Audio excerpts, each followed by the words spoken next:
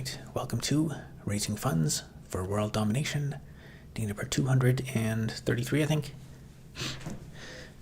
All right. So once again, there is no update on any of these items. New video released yesterday on my speculations on how I think algorithms work for either content or advertising systems. So I think it's probably a lot of overlap now. Other than that, we will continue from where we were yesterday.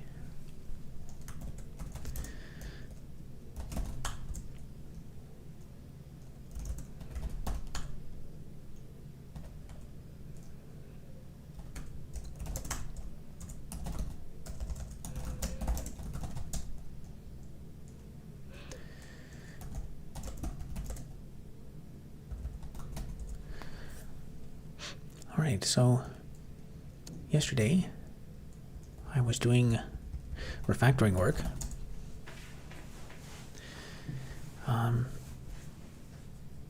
I was trying to remove a dependency on the client model.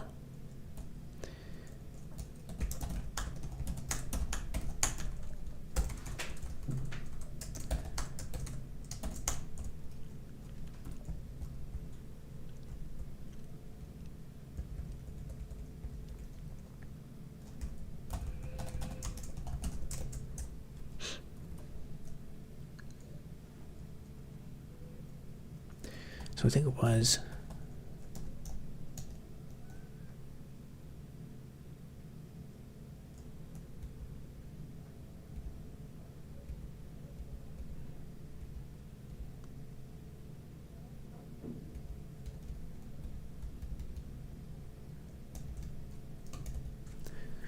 I was working on this class.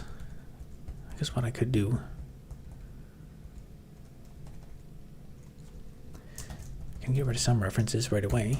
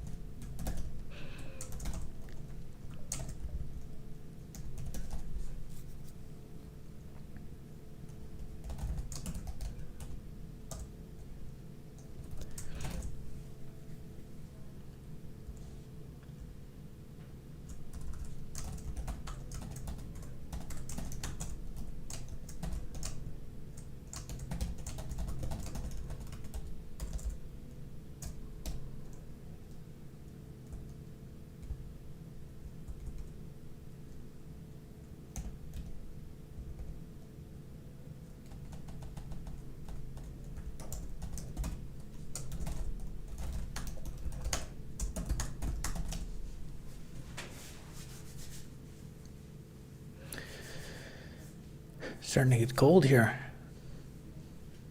We're in real winter now. Days are dark all the time. I'm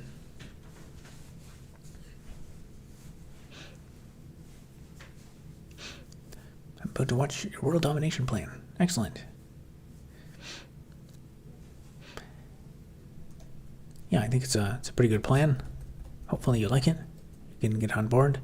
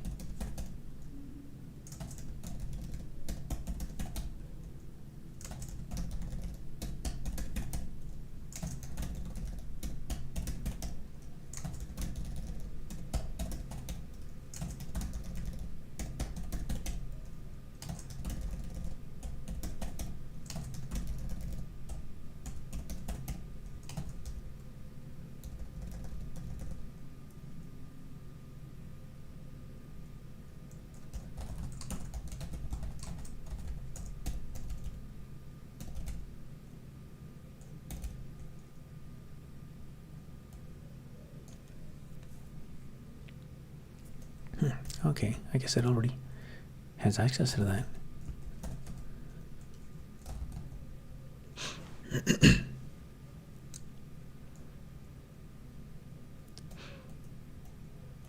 I'll be back. Yeah, I think it's only 10 minutes or so. Or I can put it on 2x speed.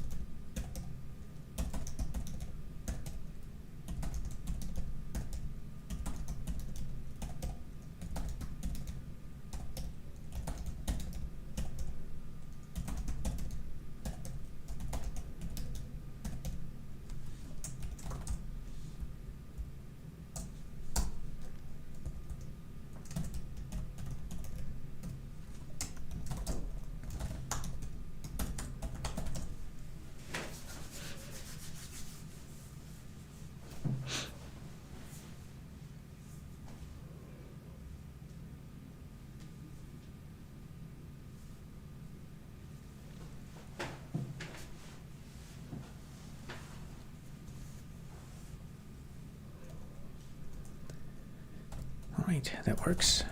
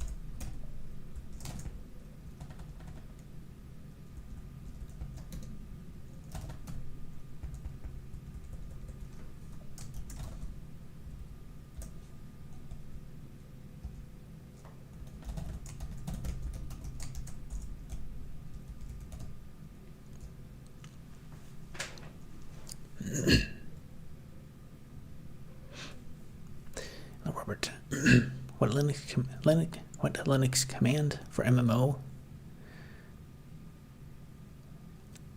ID management? What Linux command for MMO ID management? Is that a reference to my post, my daily post? I'm not really sure how to interpret the question. Operating a data center in that geographic location would have the benefit of generating heat for your colony. Using heat pumps in tandem with generating electricity, you could exceed 90% efficiency. Yeah, I think the high Arctic is an ideal location for any kind of computer-intensive tasks. We've got ample, abundant cooling up there.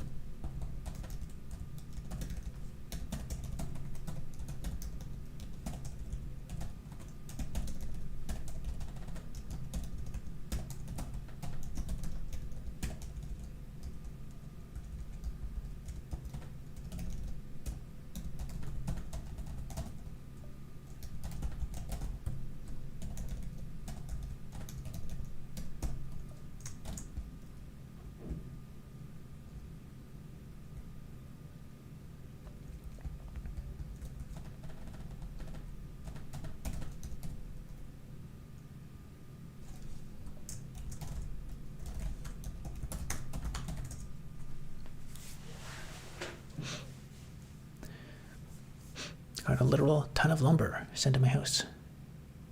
Now I have a premium boys axe, which I'm using to face the cedar with the axe. Nice.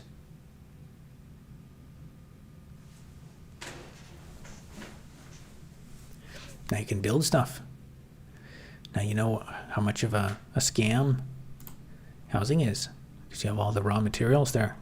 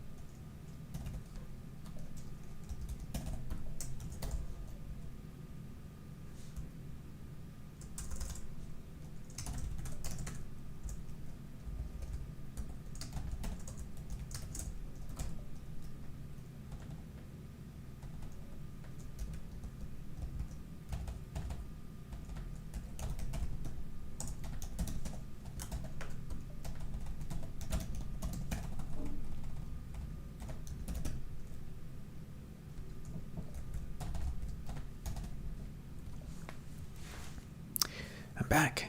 Excellent. Do you like my plans?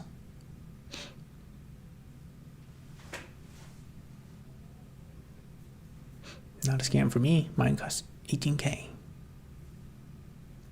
Is it like full processed lumber? It's like fully milled and stuff, or is it just like logs?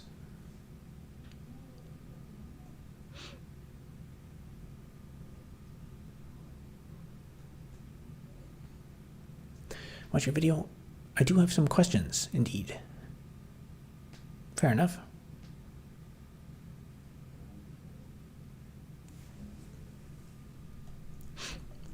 Ask away.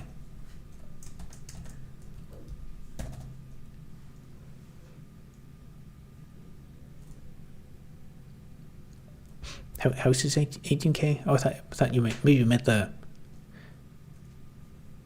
You got a ton of lumber sent to your house. How much was the lumber? Lumber is for? Okay. Yeah, I was gonna say 18K for lumber. I could see like if we get like a crazy huge number of like pallets or something from like Home Depot.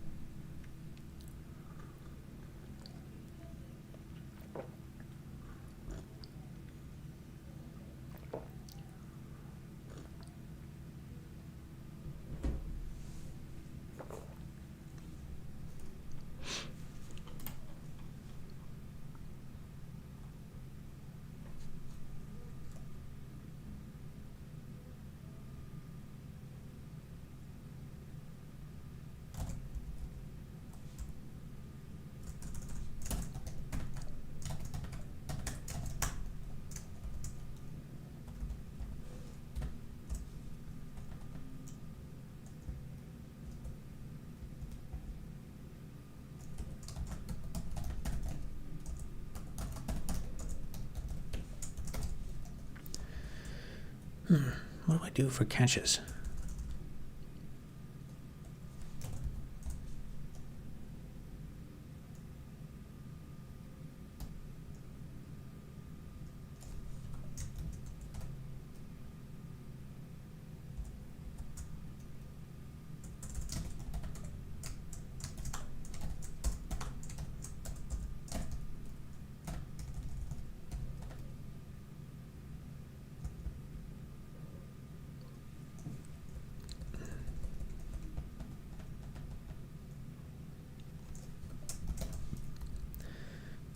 Comma, that's what I need.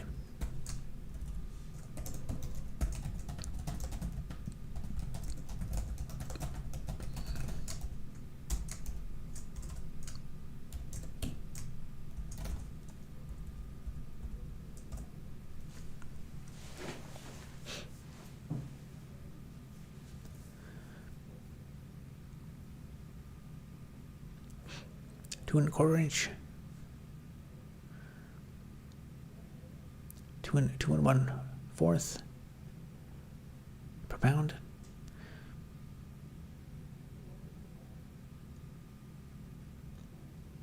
Two and a half foot handle.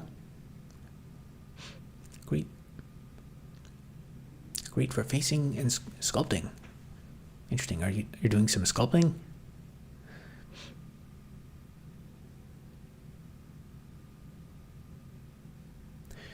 You should build up from wood-powered generators to coal to nuclear.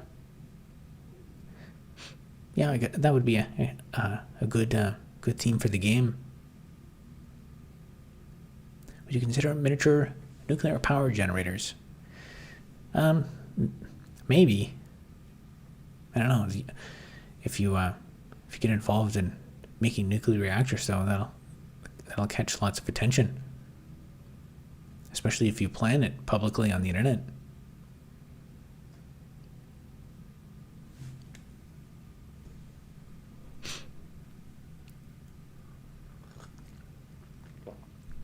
I think for now we'll go with the solid state.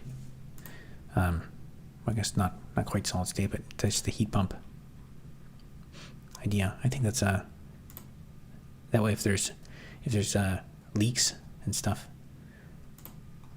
then it's not a big deal. But if your nuclear reactor leaks, then you get a problem.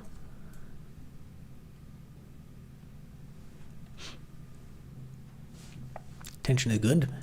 Pays the bills. It depends what kind of attention you get. If you get the wrong kind of attention, that'll send you bills.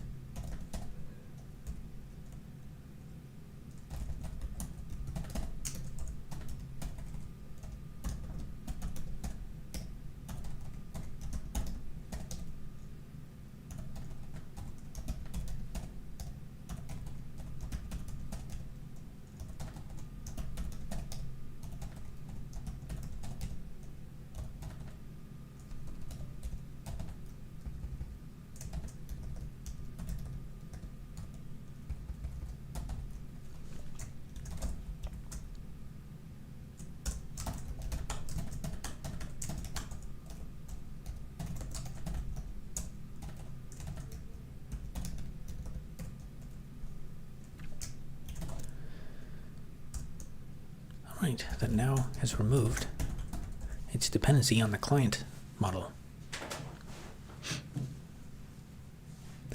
Solar is good. Solar is good with your sun, but in Axel Heiberg, actually that'd be an interesting thing to look up to know exactly. But in the winter, you have like 24 hours. It's really high up there, so you'd have 24 hours of darkness for at least some percentage of the year. It's way inside the Arctic Circle.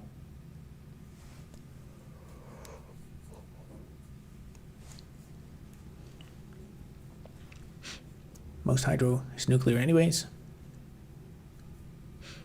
Yeah, I don't know. Maybe that's the new thing that tech companies should do now, is buy nuclear reactors. Microsoft did it.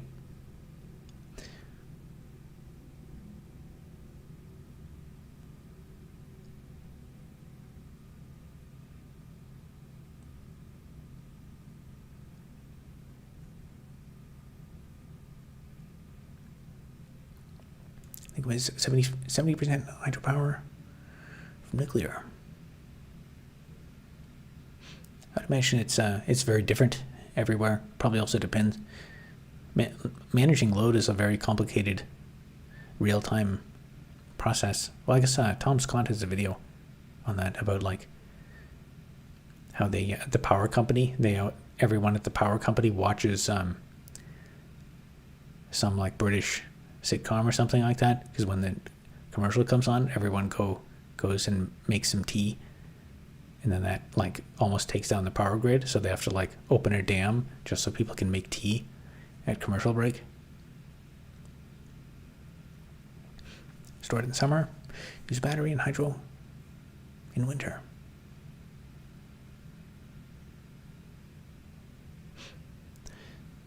Yeah, I guess you could I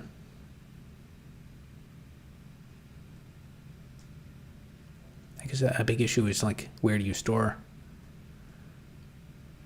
Well, I guess you could have underground. Like there's really tall mountains in Axel Heiberg. You could probably store, like if you under 50 feet under the rock, if you just pump seawater up, you could use that as a battery.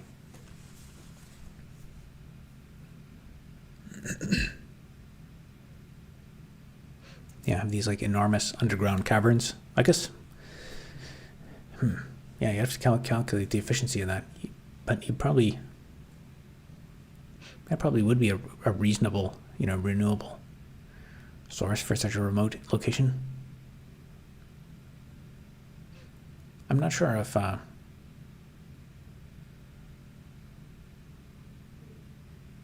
the summertime. Yeah, I don't know. Actually, maybe that would work, because in the summertime you get the opposite. You get 24 hours of sunlight. I'm not sure what the efficiency would be, though. It might be. It might actually be better, because I think solar panels work better when they're cold. But you would have lots of issues with. I guess you could get them like heated or something, and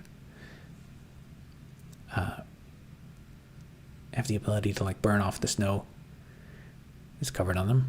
I don't know. That's an interesting proposal.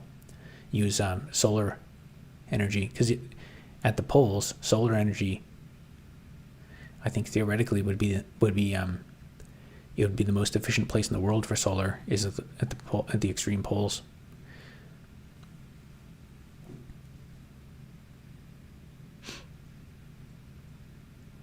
I learned that when researching QNX, apparently it's used a lot for the controls.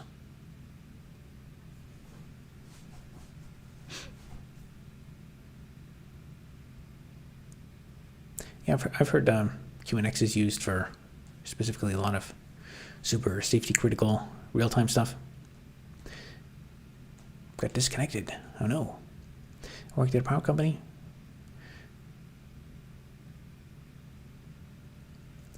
Did stupid stuff like that. There was a lot of smoking, though. Teamed up with site lead.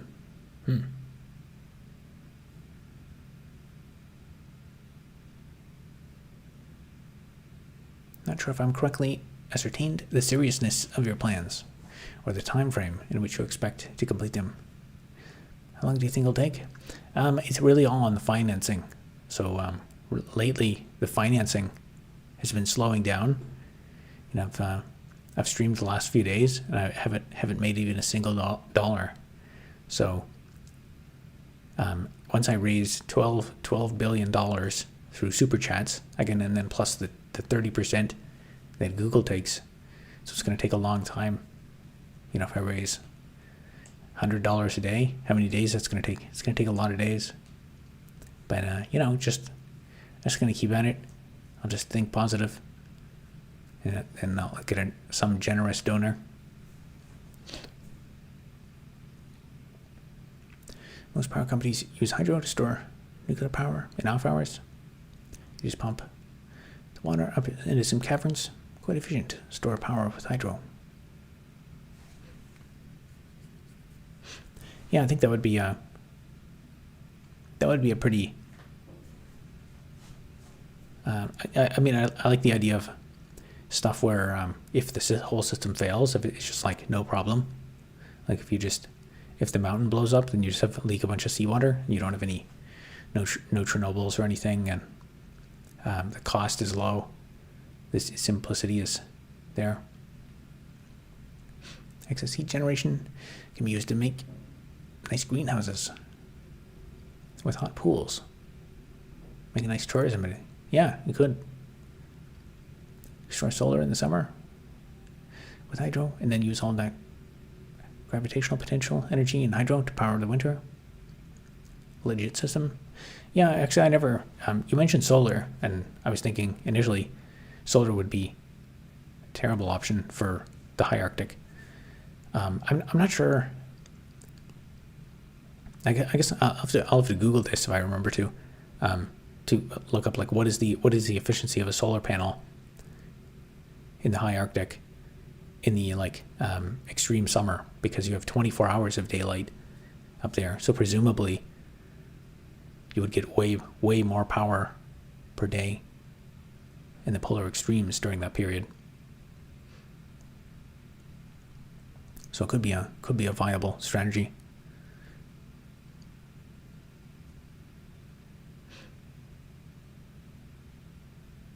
Been thinking about this since 1990s. Have you a few ideas?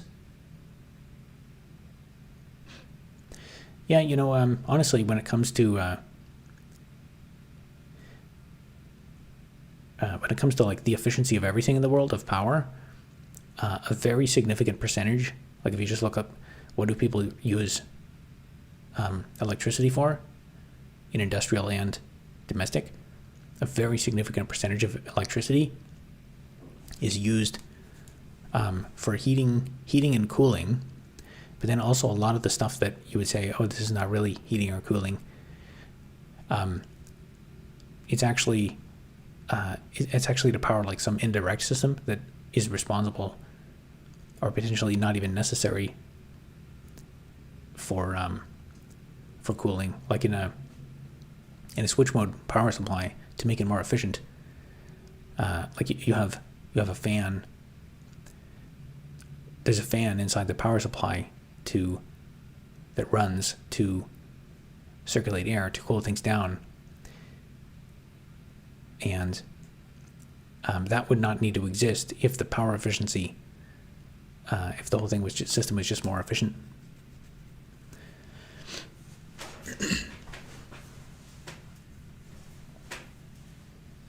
So if we find better ways to move heat around and store it and stuff.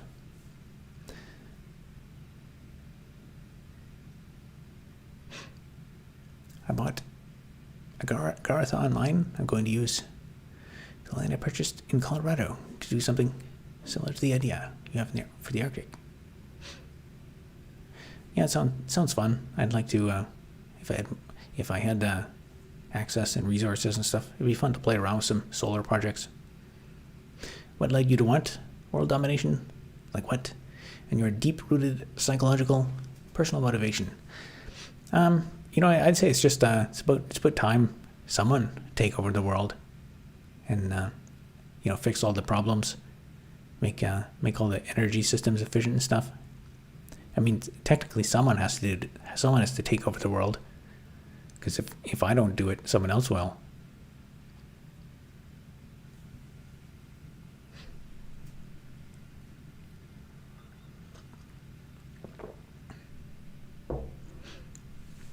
Now they banned some laws due to angle of sun. Yeah, I'm sure there's probably some online calculators and stuff for it. Residential heating isn't that efficient if your feet are warm. Then you can drop the temperature a lot. Yeah, Another thing is heat pumps. Like resistive heating is basically just, the math on that is simple. But the physics and the math of heat pumps is actually pretty... I didn't really get heat pumps at first because I think the name is wrong. Like when people think about heat pumps, like I think everyone can imagine, if you have like a bathtub, if you had a bathtub full of warm water and you pump the warm water around, the warm water will warm, whatever. If you pump warm water through the walls, that warms things up. And people might mistakenly say, oh, that's a heat pump. But that's not the physical principle. That's the secret sauce that makes a heat pump. Like the physical trick is it's all about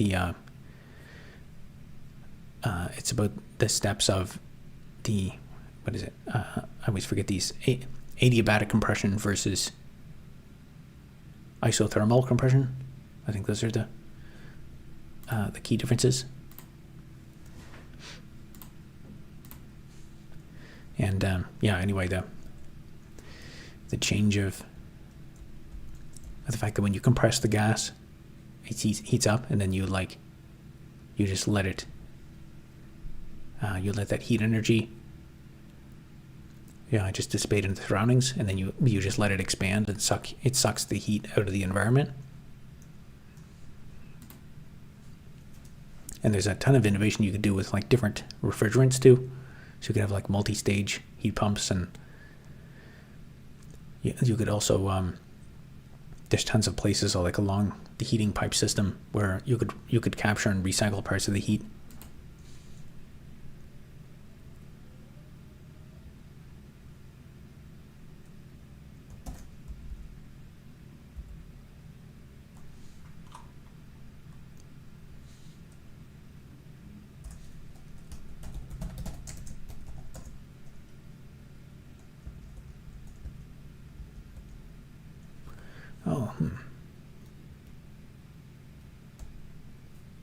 Interesting. That requires this, which I didn't know.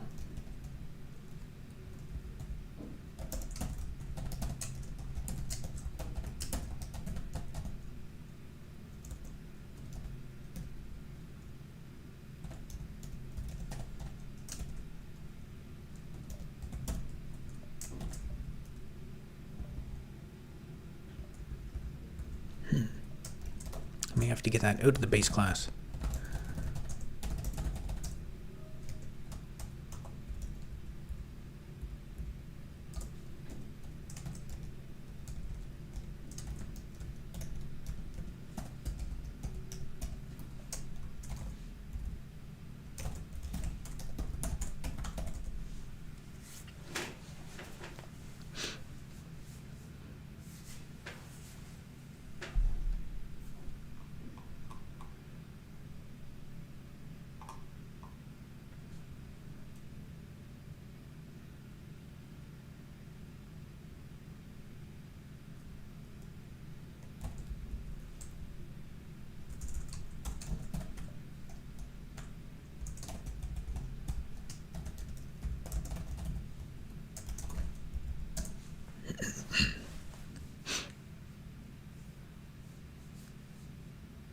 About differential efficiency power consumption power can be extracted. We have common interests. I have some designs you might like. Maybe I probably won't have time to review them. I got too many other things on the go. But in another life, I probably would have gone into like physics or something and tried to work on designing those. Physics is hard though.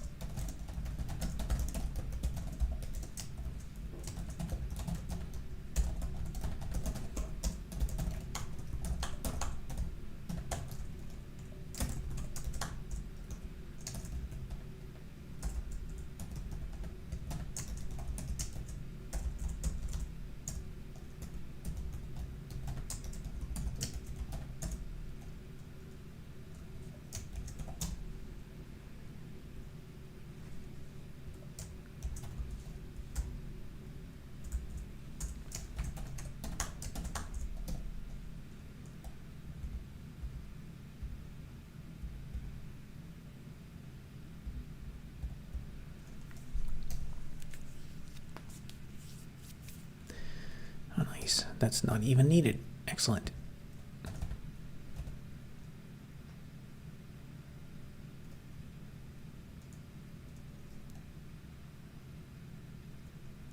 Or actually,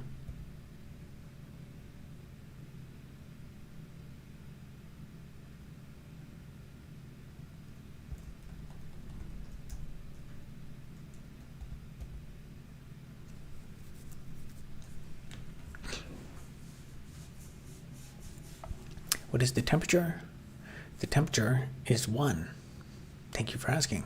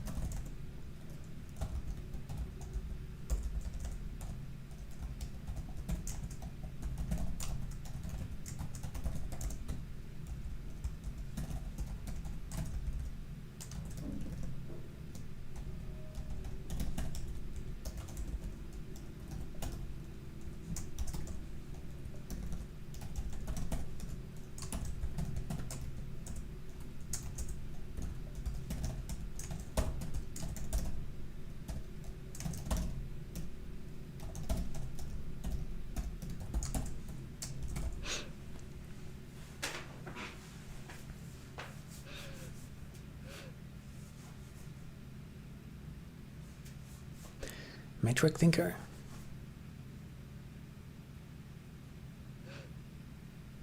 It is cold today. It's chilly.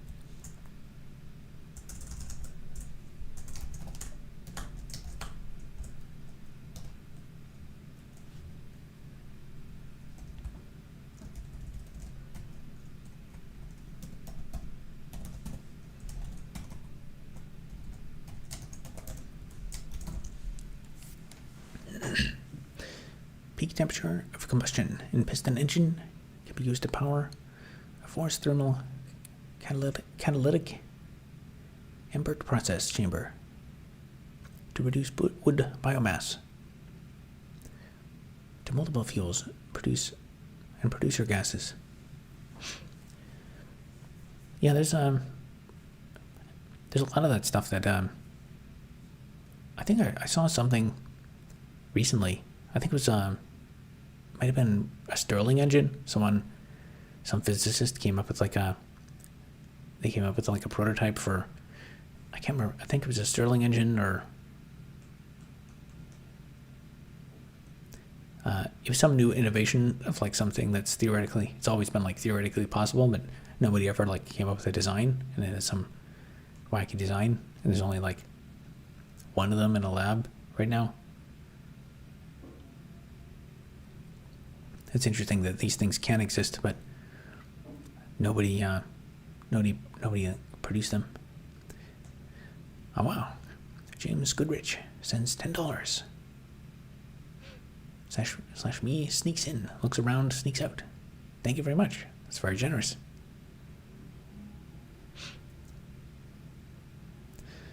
All right, we're doing much better tonight than last night. Happy Saturday evening. Thank you.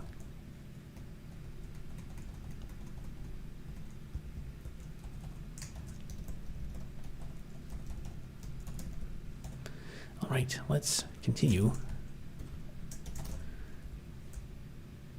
Let's get these dependencies inverted. When I first made these classes, I didn't really know what responsibilities they would all have. So they're kind of some of the like everything objects that I'm passing in are not really correct.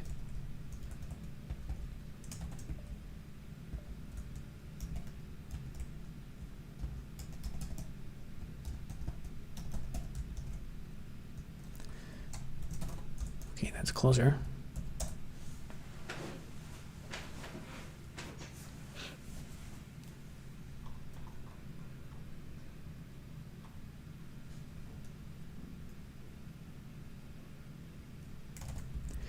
Help details.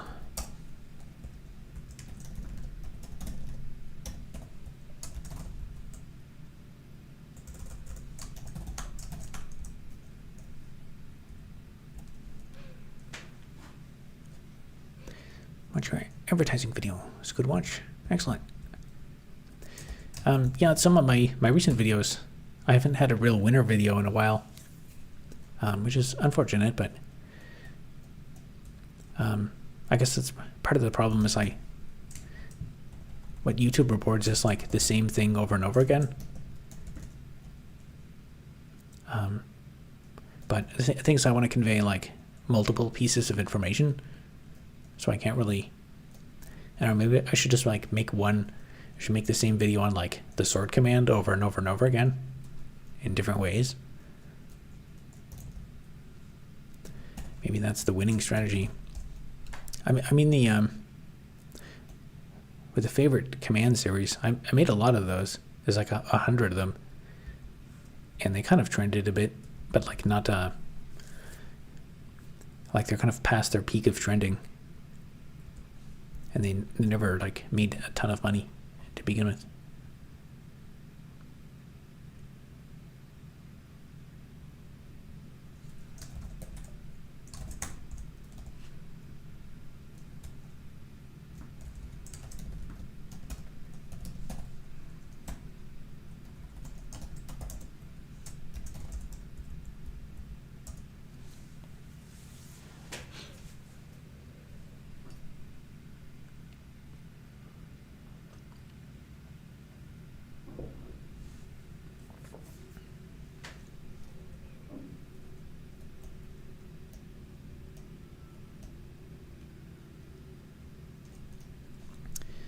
All right, it runs.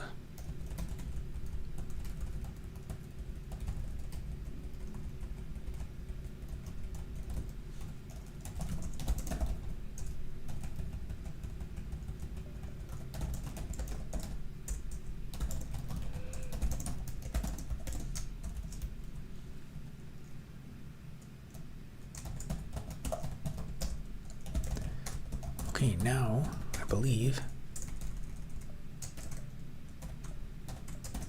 I can delete that reference.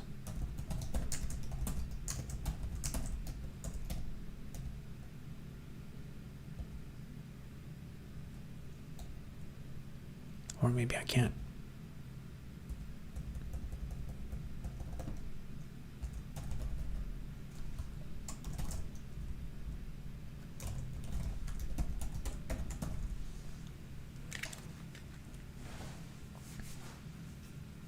Oh, there's at least one reference somewhere. Inventory.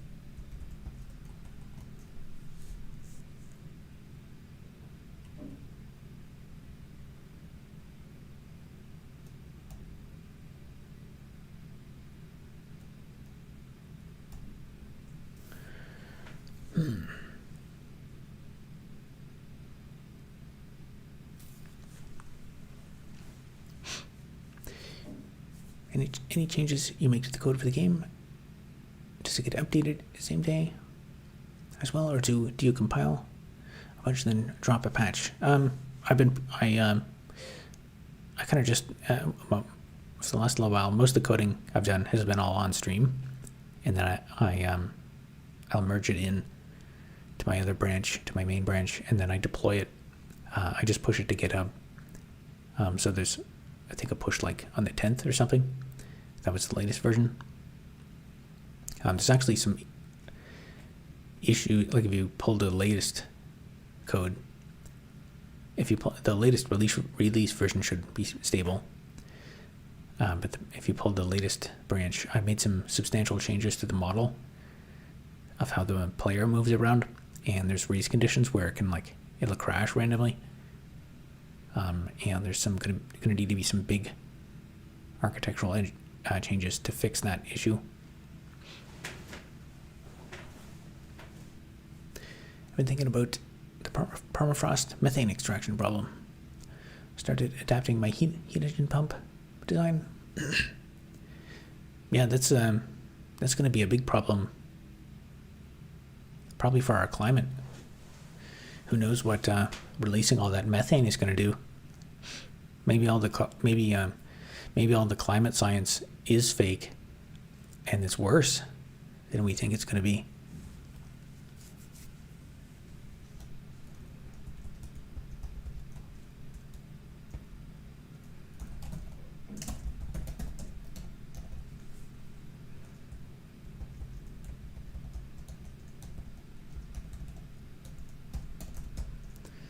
Okay, that's just getting the schema.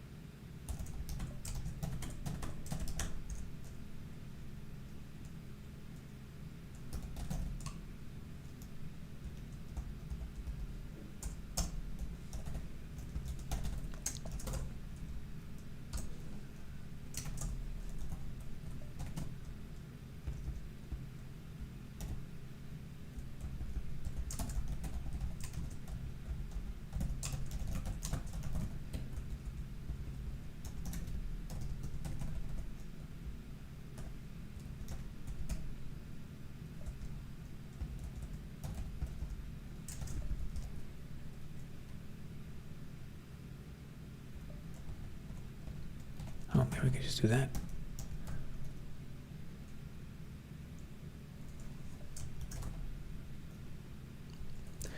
Or actually, is it even in there? I think it might not be.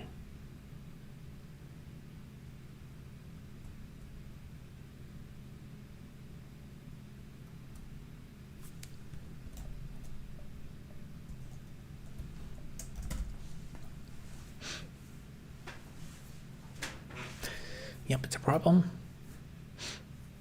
Yeah, it's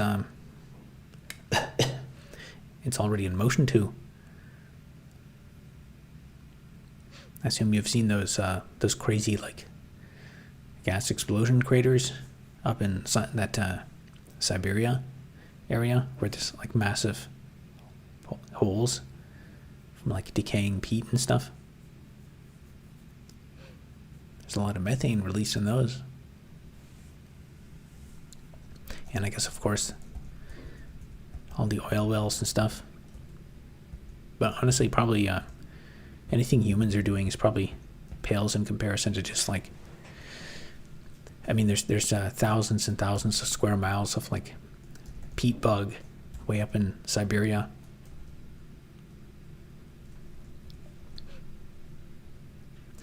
Also a giant valley doing the same thing. What do you mean by the valley?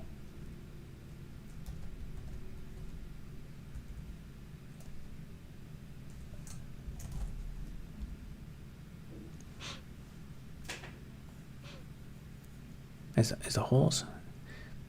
Like another, you're talking about another place that's releasing methane?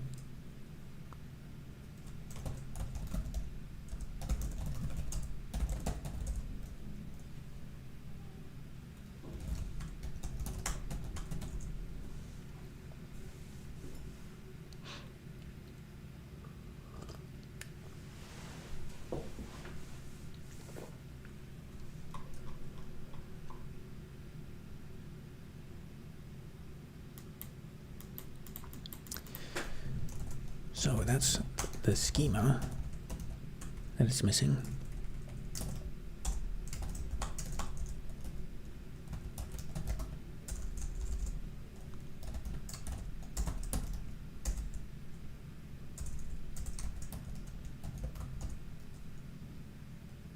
What is in this thing?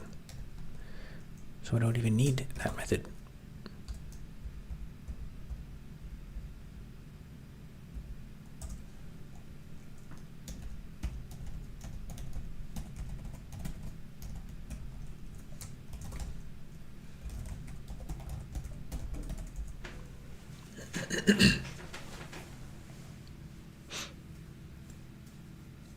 If we can consume and use it as fast as possible, that might reduce the impact of the released GHGs. Methane is an accelerating large factor. Yeah, if I recall correctly, it's like 200 times more of a greenhouse gas than CO2. The Barakaika crater in eastern Siberia. It melts tundra.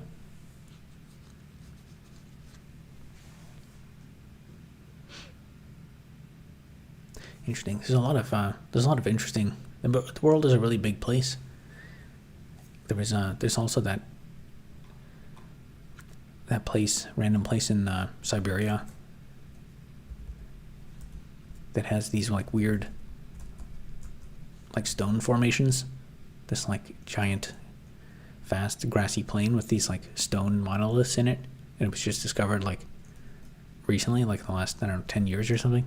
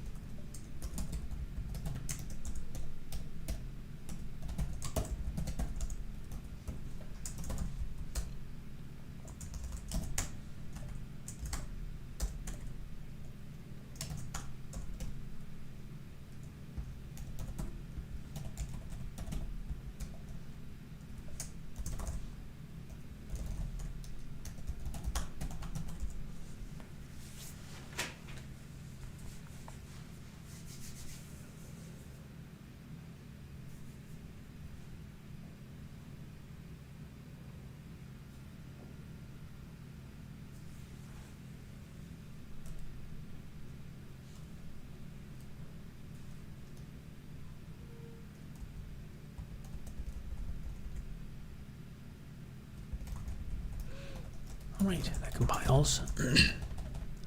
So we almost got rid of that reference.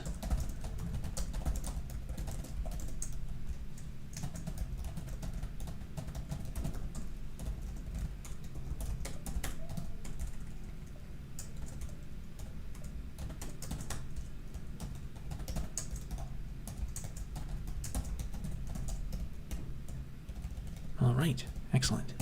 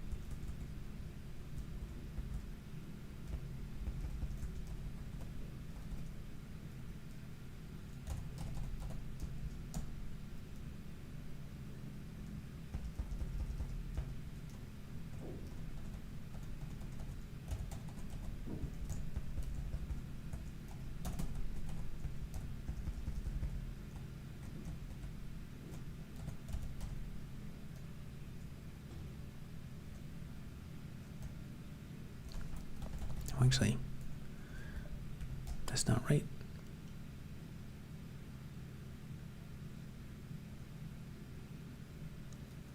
Will be for this one.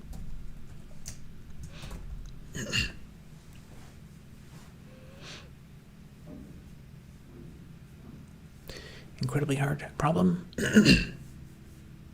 Figuring out what to do about the methane.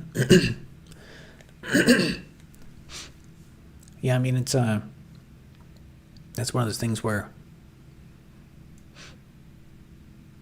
like it's almost it almost seems like it's not even a problem to solve. It's just going to happen.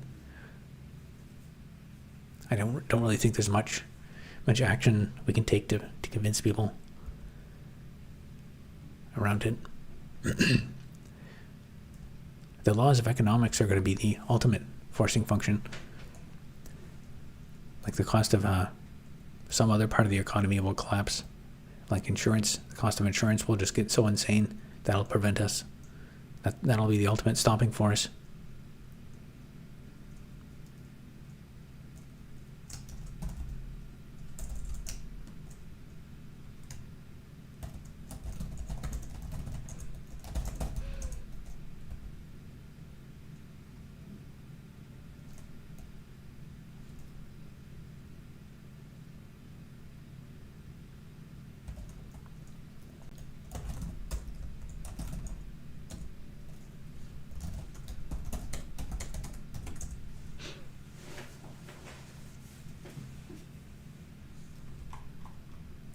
Yeah, that's what I thought.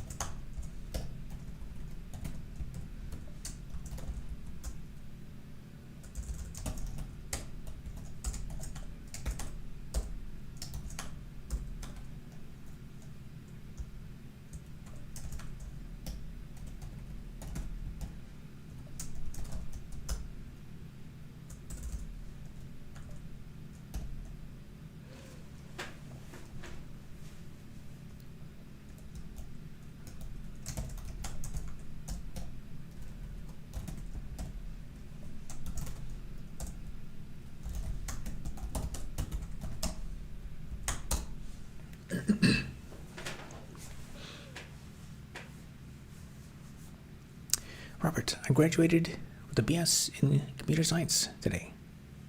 Excellent. I'm very proud of you. See, December. Oh yeah, I guess that checks out. It's probably the end of the term. Any tips for job finding? I would say my so you just graduated today. I would say immediately like there's people you went to school with, immediately invite every single one of those people on LinkedIn. Like just go on your LinkedIn and just invite like 5 trillion people, because right now it's like fresh in the memory. Like right now, if you walk up to someone, it's not weird. If you like walk up to, your friend, because you're like, your adrenaline's high, you're like, wow, we're going to take over the world. Everything's great. Or maybe you're not like that, but go into LinkedIn, invite everyone, because the probability of them accepting the invitation, connecting, is higher today. And every single day between now and the rest of time, that probability is going to go down, because if you wait a couple months, then it's like, I didn't really talk to that person in class. It's like, I guess we were never really friends or something. And then if you do it like 2 or 3 years from now, they'll be like, who's that person? I don't know though, them. So just getting that, it's kind of, in some ways, LinkedIn can be like a vanity metric, but just having that network of like connections, because over the next few years, everyone is going to get a job and then get laid off and fired and go get new jobs. Do you find LinkedIn useful? I deleted my LinkedIn account way. LinkedIn was like a really, really spammy site, 12 years ago or something. LinkedIn only became a social networking site, I don't know, like 2017 or something. I would say, I don't really know, because I haven't been like in the job market looking for jobs. But I would say it probably is still a good idea, because personal networks and connection, like people say, there's the phrase, it's not what you know, it's who you know. But it's also not, it's not corruption or nepotism. It's not like you call up people and you're like, hey, how about throw out all those qualified applicants and then sneak me in there or something. It's more about like trust and familiarity. So, and this is getting much more true now that we have like AI and like garbage, spam applications and stuff like that. Like companies used to have to be worried about accidentally hiring people that are bad at their job, but now they have to worry about people like using AI, cheating with ChatGPT, people using this company's accidentally hiring North Korean workers and stuff like that. Like they'll use a face filter and stuff, and like this is it's actually effective. So that's another level of stuff. And so every little thing that gets you in the door, like if someone, let's say you connect with 1,000 people, and then the recruiter looks you up on LinkedIn, and you have you're like 6-degree connection or something, versus if they see, oh, this person knows one person that I knew in some other year or something, they'll be like, okay, this person is probably not like a North Korean, person with a face filter or some, like it immediately puts you, they might not know anything about that person, but if they know the class, they recognize the class that the person went to or something, they'll be like, okay, a random person from North Korea probably wouldn't know about this, esoteric course at this specific university. So yeah, I would say do that. This is probably because you just graduated, the energy is high. Invite all of those people on LinkedIn, because the other question too is if it helps you land a job, then the monetary value is like tens of thousands of dollars compounded over your lifetime, potentially, depending on what you get out of an experience. But also, you can ask the question, what is the cost of replacing having a lot of LinkedIn connections. Like if you want to take a random person who does not, like let's say they get an online degree and they made no friends in university. It's a purely online thing. How much money would you have to spend to get them the equivalent kind of like connections and stuff? It's almost irreplaceable, because the people, the other side, the other party has to recognize who you are and be like, okay, I'm familiar enough with this person to accept their connection.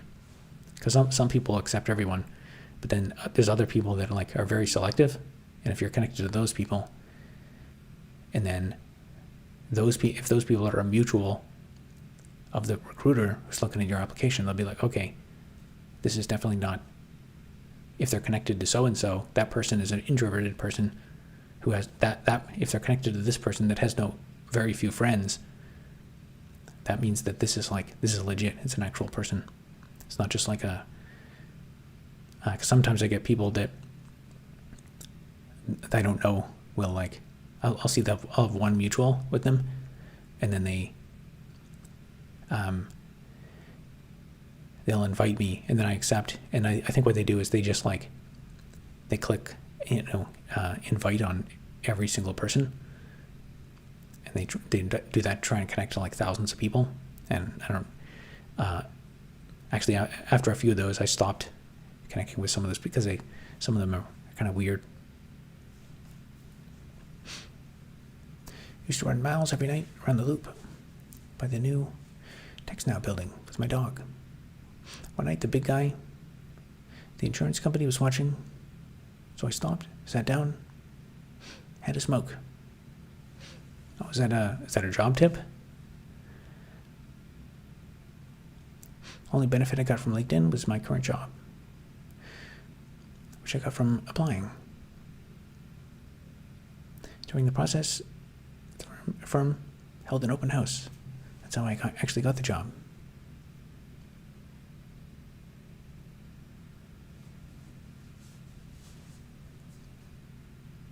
So for me, networking aspect never assisted me.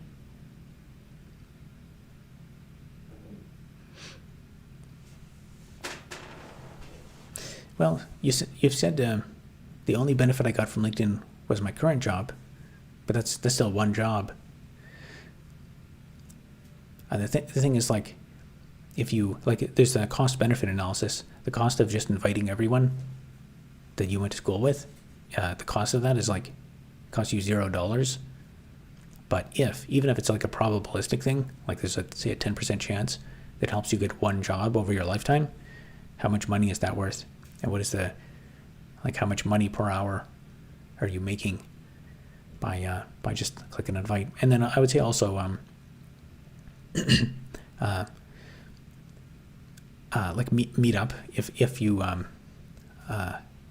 don't know how well you know all these people, but I would say every day from now into the future, every person you've gone to school with is going to get less and less accessible. It's people get into relationships, they have kids and stuff, they change trajectories and whatever, and so if there's some people you really thought hey, I really liked working with these people, invite those people to lunch or go have coffee with them or something, and just talk about we should stay in touch or we should hang out sometime or something or whatever. Do that now, because every single day in the future it's going to get more and more it's going to get more difficult or weird or if you wait 6 months, it's not a big deal, but then after I think probably after, I don't know, a couple of years, after if you haven't checked in on those colleagues, the response rate you will get from them if you say, hey man, we haven't talked in a while, let's hang out and catch up, after there's some point where if it's been long enough, people just won't respond.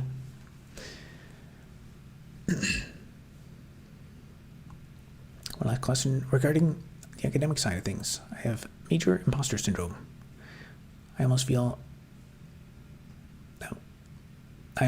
don't feel like I don't feel like I'm smart enough to have a BS, even if I passed all the classes. I've had a boss who had a computer science degree he used to ask me like incredibly, he was surprisingly not knowledgeable about CS. So it is possible for some people to get through it with just kind of scrape by. But I mean, if you have the degree, like if you have the degree and somehow you're not worthy of it, then that's not your problem. In my opinion, too, like personally, people ask me about imposter syndrome sometimes. Personally, I don't have imposter syndrome because I've chosen to do these things because I believe that they are intrinsically useful. Like the knowledge you have is useful. And if you are like, acting in good faith and you're trying to learn stuff, you're trying to make progress, you're trying to fix things, trying to make the business money. That's what matters more than like whether you're in the top. Like there's there are almost certainly people in the world who are much more intelligent than you, but they're doing things in the world that are not that are very bad for society. So the other aspect of it is just thinking about making sure your ambition. If you're trying to do good things in the world, you're trying to accomplish stuff, then it doesn't really matter if you're in the top 1% or top 10% or whatever. If I were to create an account, say lead in it, it would be much more selective. Who I connected with, especially with today's climate of AI generated content. Yeah, that's another reason why. Like if you invite all those people you're friends with, because right now they'll be like, oh yeah, I saw that person today. They're real. Is this a normal thing to feel after graduating? Probably. I think it's you're so used to having like pressure put on you all the time, and you probably will go into the workplace and people will ask you to do stuff, and you're like, wow, that's easy. Like, why are these people not pushing me and challenging me and stuff? But that's because that's kind of the point of university. But it's also a totally different mindset when you get into the workforce. There's a lot more like, everything in school is very structured and rigid, but when you get into the workforce, like a difference you will experience. Well, it depends on the company, but in school, if someone gives you a problem set, it is possible to solve that problem. Like if someone says, you get an exam question that says, solve this sorting function, sort how do you sort this thing in of blah blah blah time.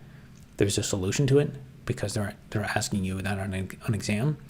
In the workplace, you'll get a lot of work and questions and stuff, and it's not always 100% that there's a solution. Sometimes you have to recognize that the instructions are wrong or the premise is bad.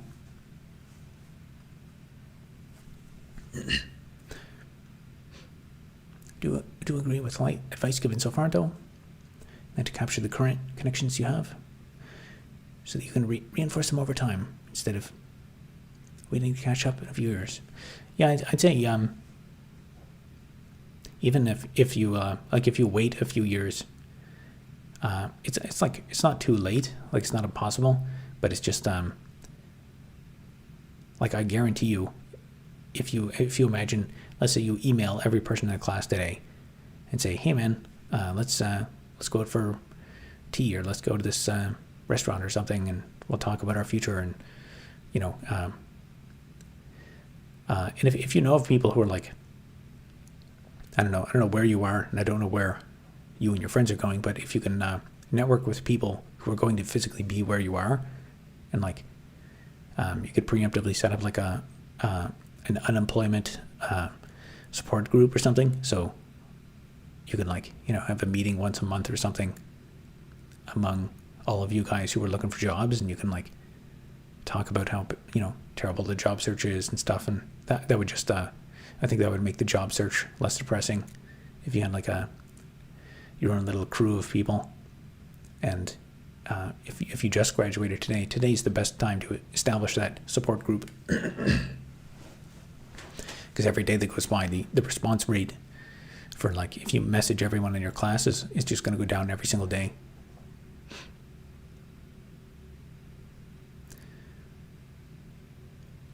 Work on your portfolio constantly, because everyone who hires is going to take credit for all your creativity.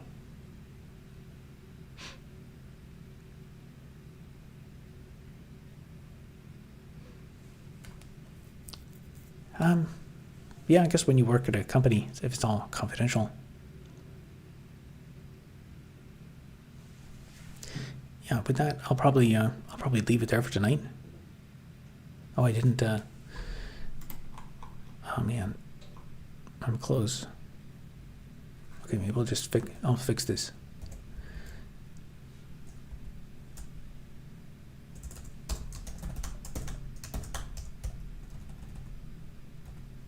Okay, that one's already done. Why didn't that compile?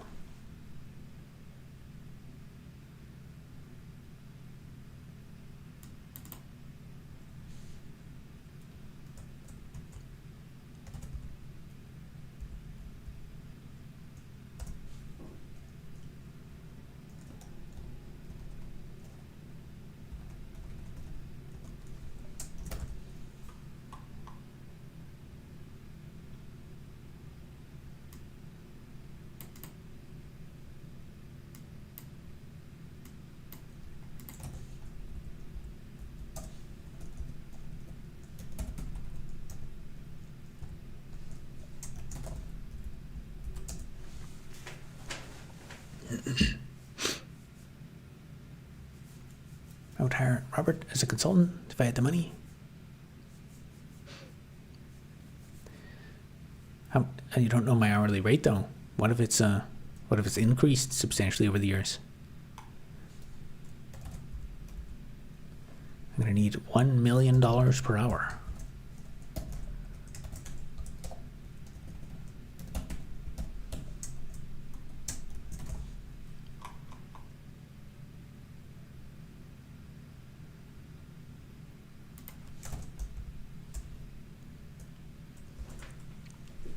First time chatter here. What are we doing? I was actually just about to end the stream.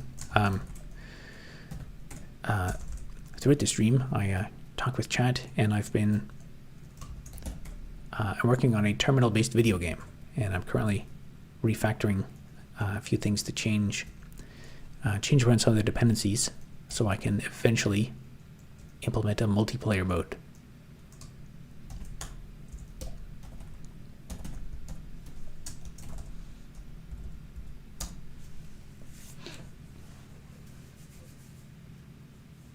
Robert can only be consulted for 12 hours at a rate of $1 billion per hour. Yeah, that sounds about right.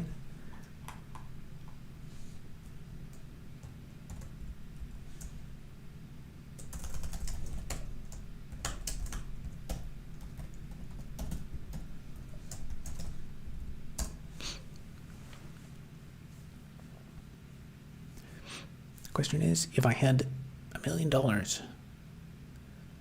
for you to spend in an hour,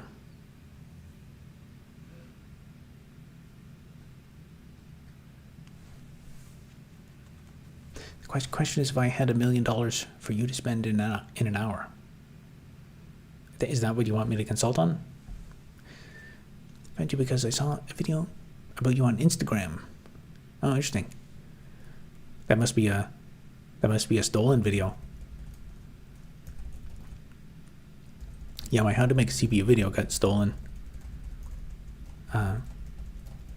Because I haven't really pursued those much, but yeah, that one got copied a lot on a bunch of platforms. It went viral in China and stuff too, on the Chinese social network. Yeah, you asked about what I'm doing. This is what I'm working on. It's a terminal-based video game. where you can simulate the process of mining blocks of iron ore. And it looks like that change worked to remove the dependency on the client model.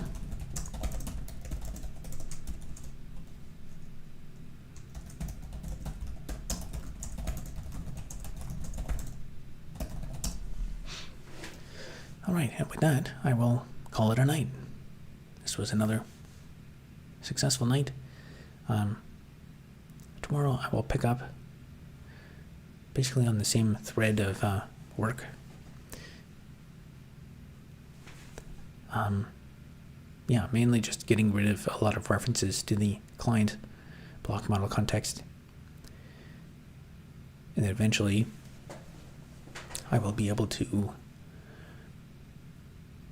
I want to get so I can make an instance of the console writer thread before the client block model context thread is or state is created.